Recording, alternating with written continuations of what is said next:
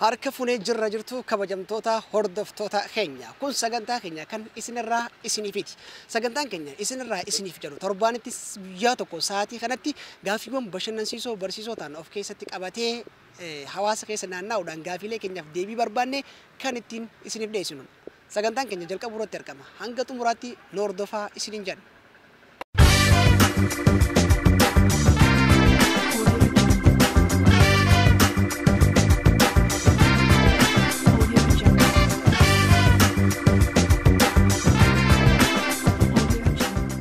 Maqaan kiyya Fatii Jamaal naan jedhama. Jalqaba irratti maqaan kiyya Rabiyoo Abdooti naan jedhama. Yaa Ibrahim Jama. Muhammad Badri. Maqaan kiyya Maaraa Isaa naan jedhama. Maqaan kiyya Yaasiin Abdul Basit naan jedhama. Maqaan kiyya Nimoona naan jedhama.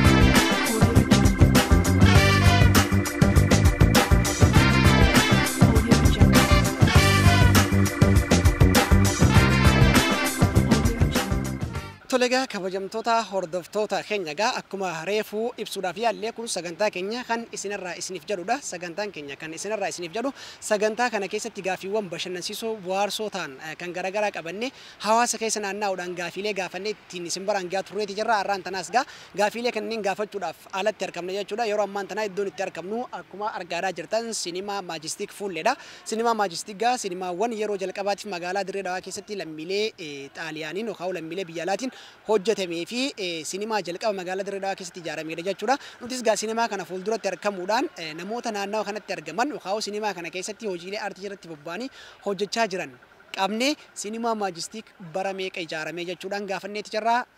Gaaffiin keenya kan jalqabaa kana deebisaa isaanii bifatti aanu kanaan daawwanna.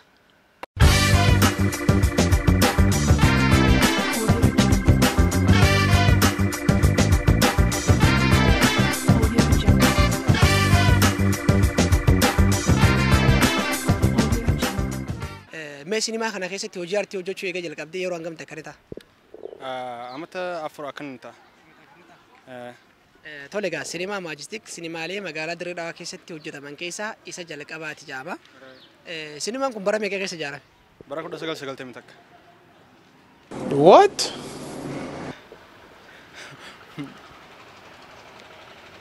Bara meeqaan beekna maasan. Warra nu dura jiru gaafatte na fakkaata isaan si deebisuuf amalan jeeti. Ati garuu waggaa 8 keessa jirta bara inni itti ijaarame. Waggaa 8 an qarba gisee kanaan dhufe malee gaa san dura gaafanni ijaarame irraa qaban qabu. Gin viidiyoo itti ilaalama ture amma ammaa miti. Gaafa abbootii keenyaatu na fakkaata.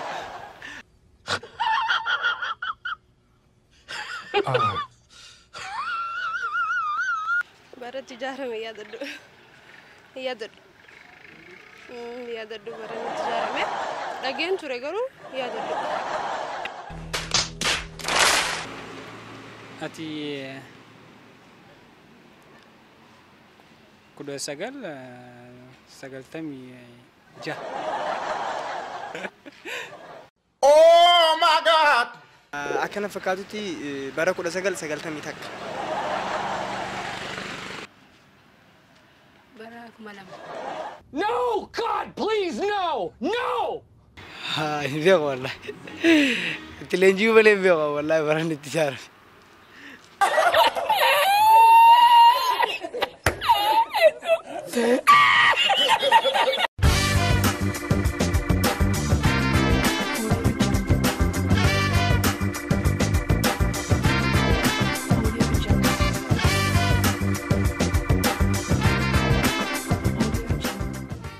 Tolega kabajamtoota hordoftoota keenya akkuma reefu jenne egaa har'aan tana sinimaa Maajistik Fuulleedhatti argamna. Sinimaa Maajistik ammoo sinimaawwan yeroo jalqabaatiif magaalaa Dirree Dhawaa keessatti ijaaraman keessaa isa tokkoo fi hangafa jechuudha. Sinimaan kun bara 1939 keessa kan ijaarame yoo ta'u lammii biyya alaatiin asitti ijaarame. Namoonni baay'een gaa asitti filmiilee biyyoota alaa kan garaagaraa ilaalaa akka turan seenaa irraa ni hubanna jechuudha. Nutis gaa asitti argamnee namoota sinimaa kana keessatti yoo xiqqaatee waggaa tokko ol hojiilee aartiidhaa as keessatti hojjechaa jiran afeerree akkasuma namoota daandii irra jiranillee qabne sinimaa Maajistik kuni bara meeqa ijaaramee jennee gaafannee isaanis gaa deebiilee isaanii bifatti fakkaatu nuuf deebisaniitu turan jechuudha. Kanatti aansuudhaan gaafii nuti gaafanne immoo gaafii waa'ee filmii afaan Oromoo irratti xiyyeeffatu jechuudha. Filmiin afaan Oromoo yeroo jalqabaatiif hojjetamee daawwattootaaf dhiyaate filmii kami jechuudhaan gaafanne. deebisaanii bifa kanaan nuuf dhiyeessan. Koomediidha. Irra guddaa afaan Oromooti wanni dalagamu koomeeduma. Afaan Oromoo hojii dalaga. Eelaa na fakkaata. Eelaadha. Eelaadhaan sabaqaa eelaadha.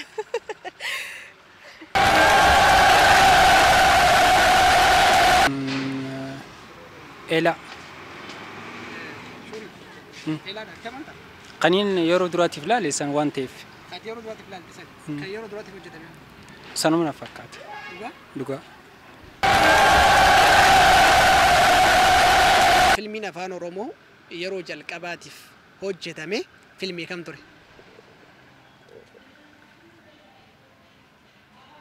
Hin beekne wallaahi.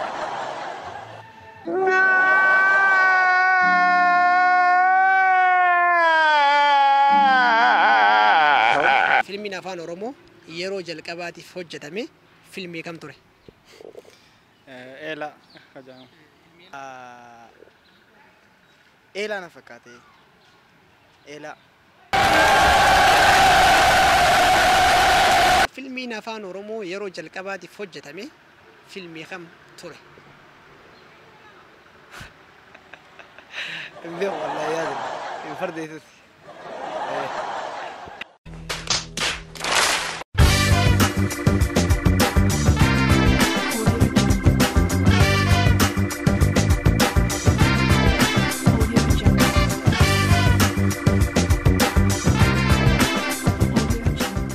Tolegaa kabajamtoota hordoftoota keenya gaa sagantaan keenya kan isinirraa isiniif jedhu ammallee akkuma itti fufeetti jira jechuudha.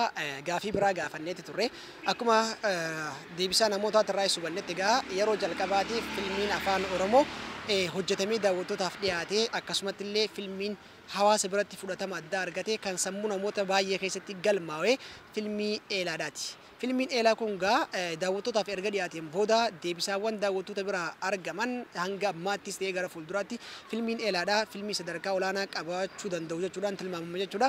Filmiin kun namoota baay'ee biratti fudhatama addaa argateeti jira. Nutis gaafii keenya kanatti aanu godhannee kan gaafanne barreessaan filmii jaalatamaa kana barreessaan filmii Eelaadhaa maqaan isaanii eenyu jechuudhaan namoota gaafanna. Deebii isaanii bifa kanaan hordofna. Shaanmarkeedha.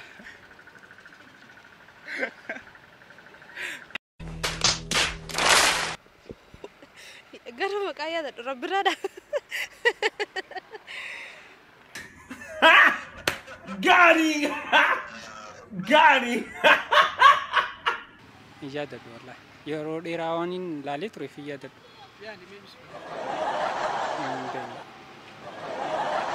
San hin beeku barreessaa. Waan hin beekne ittiin totta.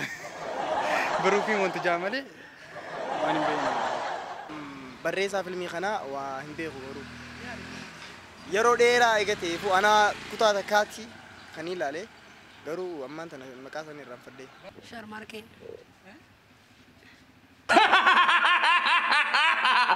Laaleetu hin beeku eeluma sanuu. Laalee hin beeku wallahi. Dhagoo malee.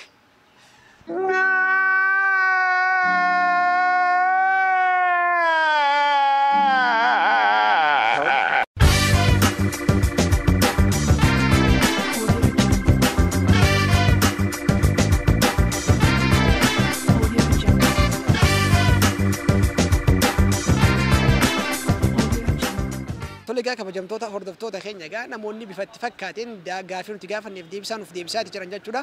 Barreessaan filmii jaalatamaa Eelaadhaa eenyu jechuudhaan gaafii gaafanneef gaa namoonni hangammaatti deebisaa nuuf kennan bifa itti fakkaateen nuuf deebisaa turanitti jiran jechuudha. Barreessaan filmii kanaa ammoo kabajamoo barreessaa cimaadha. Akkasumatti kitaabota garaagaraa barreessaniiti jiranii ogummaa barruutiin gaa nama muuxannoo addaa qaban jechuudha. Barreessaan kun gaa bara 1991 keessa filmii Eelaadhaa kan barreesse yoo ta'u maqaan isaanii Artist Abraham Jaalataa Jaamanii gara gaafii itti aanutti achi ceena.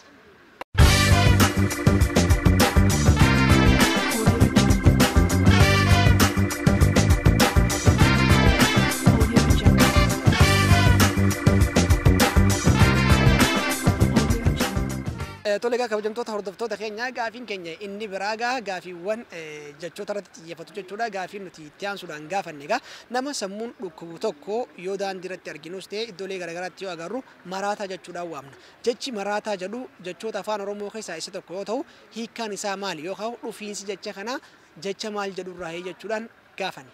Deebiin isaanii bifa kanaan nuuf dhiyeessan. Maraataa jechuun bakka nama ifin beekne takka nama sammuun isaa fayyaa hin qabne. Namoonni nu bakka fayyaanuu kan maraataati jira. Maraataan osoo maraataa jechuun taane kanuma fayyaa qabu kana meeqaa jira kan maraataa jennuun. San jechi maraataa jiru bakka waan hundaaf nama haasofni baza haasofuu. Maraataan qalbiin qabnetti hin beekaa hiikasaa garuu hin beekaan. Nama qalbiin isaa yaaduu dadhabee jechuudha fakkaata. Wanni irraa dhufe maraataan sun bakka khiyaara isaa bula. Khiyaara namatti hin bulu. Saniif bakka maraataa jaaniin. Bakka ifiin bula. Gochoowwan bakka mataa isaatiif malee gochoowwan namaa ajaja namaatiin waan hin bulleef saniif maraataa jaan. Maraataa jechuun akkaan dhagahetti maraataa jechuun jecha kana gisee suuta jennee marataa jecha jirurraa kan dhufe na fakkaata. Maraataa jechuunis hiikaa biraa waan qabu nama dhawaatii duraa hiikaa yookaan immoo sammuun isaa likkii miti akka waan jechuuti. Maraataa jechi jaamu jecha bakka nama ni jiraamti fayyaan qabne nama ibsu takka nama maraatummaa isaa takka waan namni kun addatee namarraa isa ibsu san maqaa uummanni moggaaseef. Maraataa dhugaa jaamu bakka nama sammuun isaa likkii hin jirre maraataa jaaniin waan maraataa ta'eef maraataa jaaniin.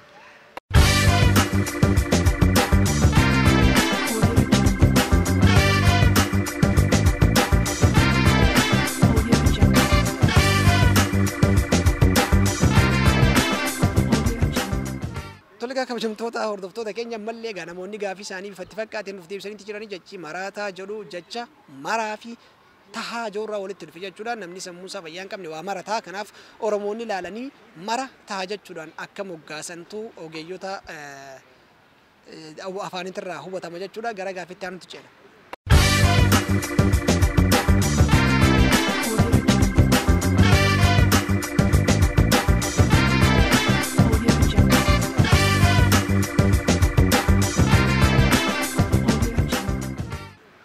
Gaafiin keenya itti aanu kan namoota daandii irratti qabnee gaafanne gaafii jibbaataati jechuudha. Gaafiin kunis nama konkolaataa oofu tokkoon konkolaachisee kan jennu yoo ta'e nama farda oofaa jiru tokko maal jennaa jechuudhaan gaafanne. Deebii isaanii bifa kanaan nuuf dhiyeessan. Farda gulufee innaan farda gulufee. Farda gulufee. Kan oofu farda sana oofaa jiru moo? Farda oofummaa. Maal jennaa? Konkolaataadhaan konkolaachisee. Fardaanoo. Fardaan deemeenna. Gulufsiisaa. Fakkaata. Bakka akkasuma nan tokko gorsiisin. Bakka achi nama. Egaa fardini gulufame way deema makiinaa akka makiinaa. Egaa haa gulufsiisisaami. Ifiif ka'ee way gulufame. Gulufsiisee.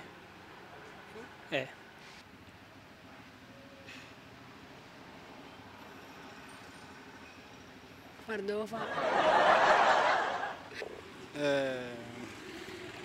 Sanleen nu moo fakkaata? Gulufsiisaa jenna moo Fardi yoomiyyuu farda oofeen jennu makiinaa miti beekte fardi beeladota keessaa takka gulufamee jenna. Gulufee.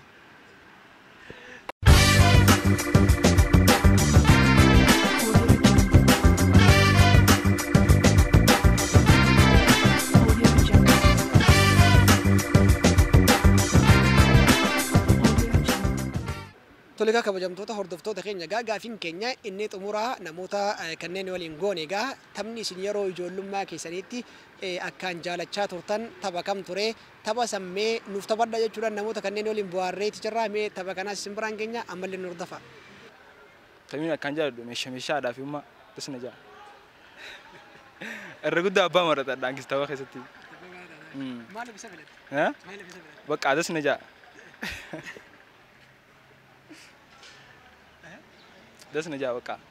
Yeroo ijoollummaa keetitti taphni kan taphachaa turte yookaan taphachuu jaallattu maal ture? Suuzi.